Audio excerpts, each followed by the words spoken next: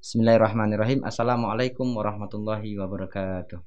Alhamdulillahirabbil alamin wa bihi nasta'in ala umuri dunya waddin wa ala alihi wa sahbihi ajmain amma ba'du. Alhamdulillah, pada pertemuan kali ini insyaallah kami akan menjelaskan tentang wudu ya, melanjutkan pertemuan yang kemarin. Tentang istilah istinja. Ya, jadi kita urutkan istinja, wudu. Namun tak henti-hentinya kita membacakan Al-Fatihah ya, supaya ilmu kita itu barokah, bermanfaat baik bagi kita sendiri dan juga untuk orang lain. Fidini wa dunya wal akhirah. La haziniyah wa kulliyatin sholihah. Al-Fatihah.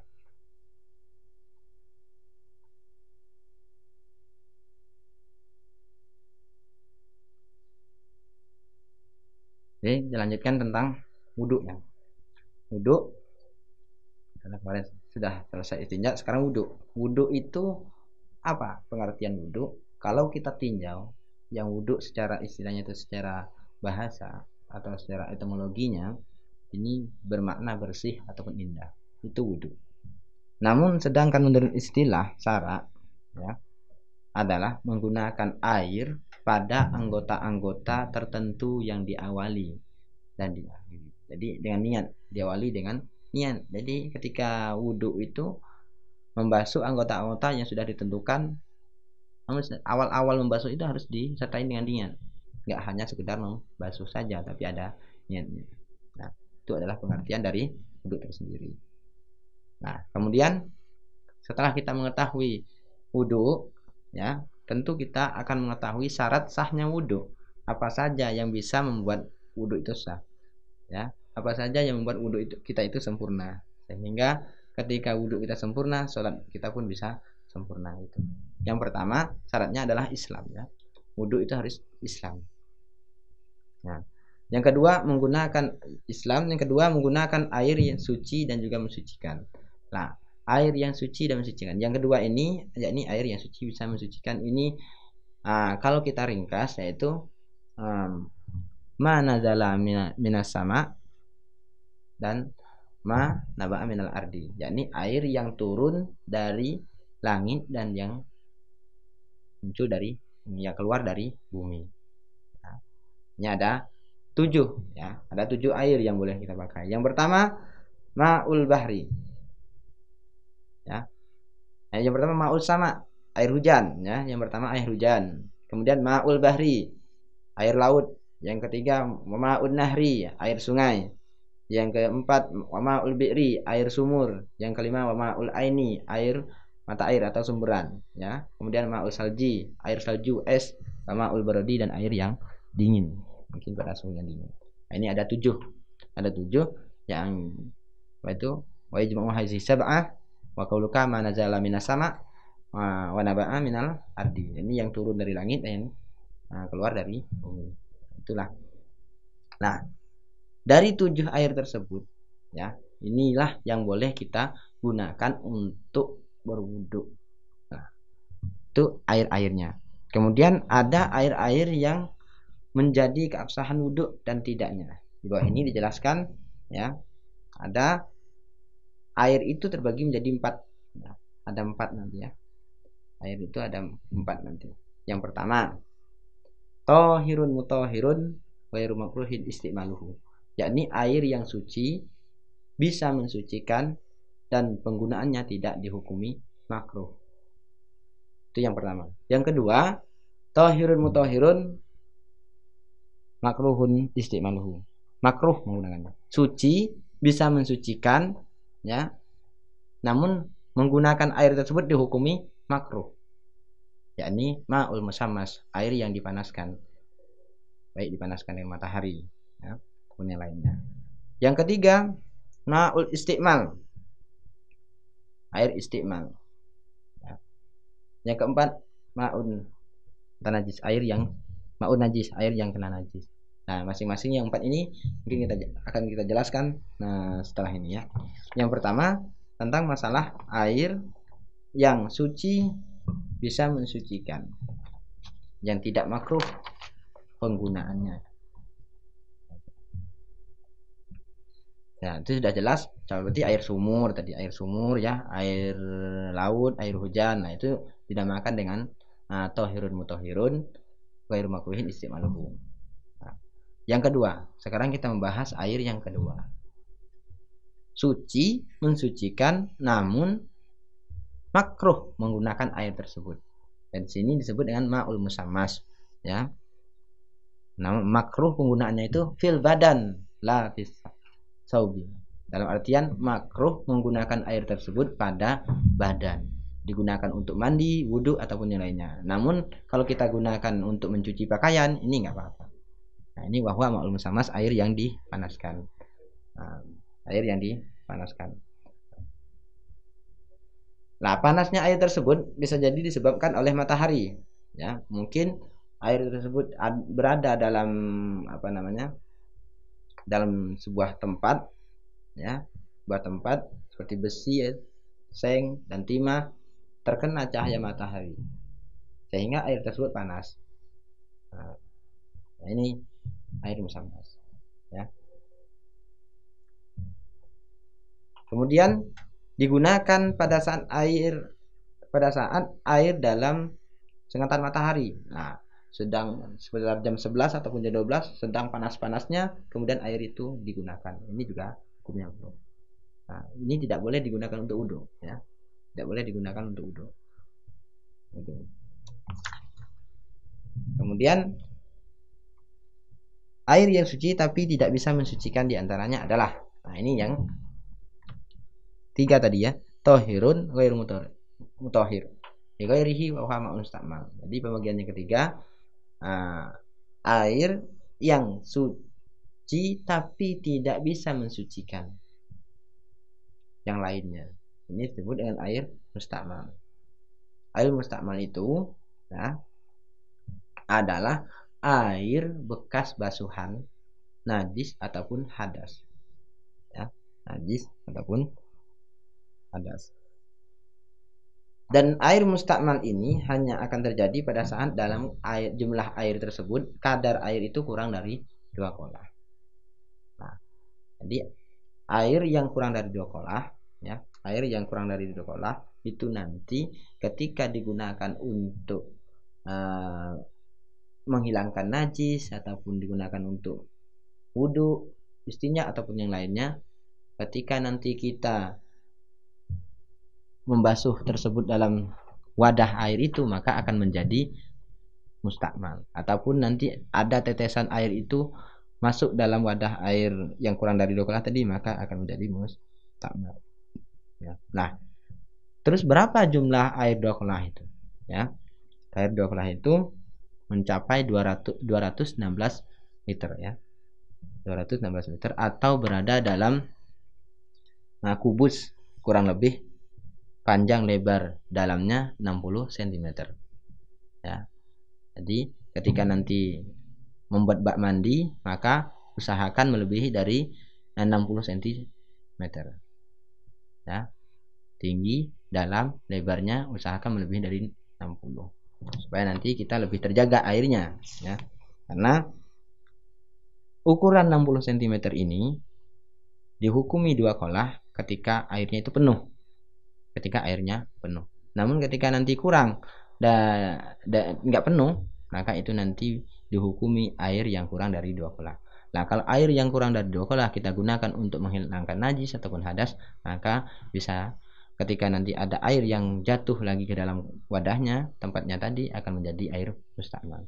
Beda halnya kita menggunakan dayung, ya. Jadi kita tidak membasuh najis ataupun wudhu dalam wadah air itu sendiri, tapi kita menggunakan dayung, kita ambil pakai dayung, kemudian kita basuh di tempat yang lain, sekiranya tidak ada percikan dari air itu yang masuk ke dalam wadahnya lagi, ini nggak apa-apa, ya. Yang masuk mustakmal itu air itu nanti ada yang kembali lagi ke dalam wadahnya, itu yang disebut mustakmal. Tapi kalau tidak ada, ini nggak apa-apa, tetap dihukumi suci nanti, ya. Nah, itu. Nah, kemudian menurut mayoritas ulama dan Imam Nawawi, standar ukuran air 2 kolah itu adalah 174,580 liter atau kubus, dalam bentuk kubus 55,9 cm. Ini menurut mayoritas ulama, ya. jumhurnya ulama dan juga menurut Imam An-Nawawi kadar air 2 kolah itu 174,550 liter ataupun dalam kubus 55,9 cm. Ini dah 2 kolah. Namun catatannya sama dengan tadi, harus penuh. Kalau nanti kurang, nilainya itu nggak penuh lagi, maka air itu sudah dihukumi 2 kolah. Nah, kalau air yang 2 kolah caranya bagaimana ya seperti tadi? Kita tidak membasuh najis ataupun hadas pada wadah air tersebut, melainkan menggunakan dayung ataupun alat-alat yang lain yang sekiranya jangan sampai ada bekas basuhan tadi kembali lagi ke dalam wadahnya. Seperti itu ya. Nah, itu.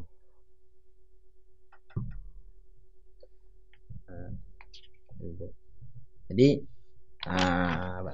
tidak bisa dipakai. Istinja pun seperti itu, nggak hanya dalam mulut, istinja pun seperti itu karena ada najis. Jadi harus menggunakan air yang 2 kolah. Air yang 2 kolah.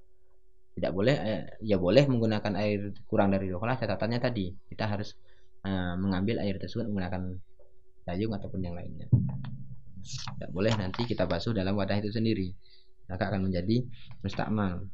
Kalau nanti basuhan dari najis, maka air itu bisa jadi tak najis, nanti air yang terkena najis. Nah, ini repot. Maka perlu kita ketahui betul tentang ini ya. Apalagi kalau di rumah-rumahnya itu kolahnya kecil, jadi usahakan bikin kolah itu yang besar. Nah, kemudian air yang sudah berwarna, berubah warnanya, baunya atau rasanya. Jadi air itu mungkin sudah 2 kolah, airnya sudah 2 kolah. Ini juga dapat berpengaruh ketika kita membasuh najis, hadas ataupun wudhu. Airnya 2 kolah, tapi dari sifat-sifat air tersebut sudah berubah, yakni warna. Yang awalnya airnya itu jernih menjadi sudah gelap, seperti kayak kopi susu, ya kan? Kemudian sifat airnya juga sudah berubah. Kemudian rasanya juga sudah berubah. Jadi ini nanti juga tidak bisa digunakan untuk menghilangkan najis dan hadas kalau tiga sifat ini sudah berubah juga. Itu tentang air ya, tentang air.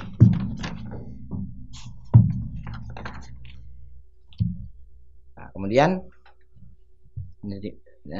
kita lanjutkan rukun-rukun wudhu. Ini mungkin paham ya, sudah paham air yang boleh digunakan untuk berwudhu, air yang boleh digunakan untuk bersuci istinja. Ini harus air yang benar-benar thahirun mutahhirun wa ghairu makruhin istimaluhu. Air yang suci, mensucikan dan tidak makruh menggunakannya. Itu yang baik seperti itu. Ya, tentang air 2 kolah tadi ya, itu penjelasannya seperti itu. Kemudian tentang rukun wudhu. Rukun wudhu yang pertama niat. Ya, niat adalah menyengaja melakukan sesuatu bersamaan dengan pekerjaannya tersebut. Salah satu contoh lafaz niat ketika wudhu yaitu nawaitu wudu'a li rabbil hadatsil asghari fardhonillahi ta'ala. Itu niat, salah satu contoh dari niat wudhu. Nah, ketika kita meniatkan nawaitu wudu'a li rabbil hadatsil asghari itu bersamaan dengan pekerjaan yang kita lakukan. Wudhu berarti kita harus bersamaan dengan wudhu. Ya, itu rukun wudhu. Yang kedua membasuh wajah. Jadi rukun wudhu yang kedua itu adalah membasuh wajah. Nah, wajah yang dibasuh yakni kalau batas wajah ya, batas wajah itu kalau atas mulai dari tumbuhnya rambut di sini ya sampai bawah sini. Itu ukuran panjangnya. Dari atas sampai bawah, dari tempat tumbuhnya rambut sampai bawah sini. Kemudian kalau untuk lebarnya maka dari sini ya, dari anak kuping ini sebelah kanan sampai ke kiri. Sampai di sini. Sampai ke tulang rahang ini. Nah, ini harus terbasuh oleh air. Di sini semuanya sini harus terbasuh oleh air. Nah, sampai tidak terkena air. Itu batas wajah. Kemudian setelah membasuh wajah membasuh kedua tangan ya hingga siku. Di tangan harus dibasuh sampai siku. Itu istilahnya itu wajibnya. Kalau lebih utamanya membasuh tangan itu sampai sini ya. Sampai sini itu lebih utamanya membasuh tangan. Yang kanan maupun yang kiri. Lebih utamanya membasuh tangan. Itu rukun yang ketiga ya. Apa? Yang pertama tadi niat, yang kedua membasuh wajah ya, yang ketiga membasuh tangan.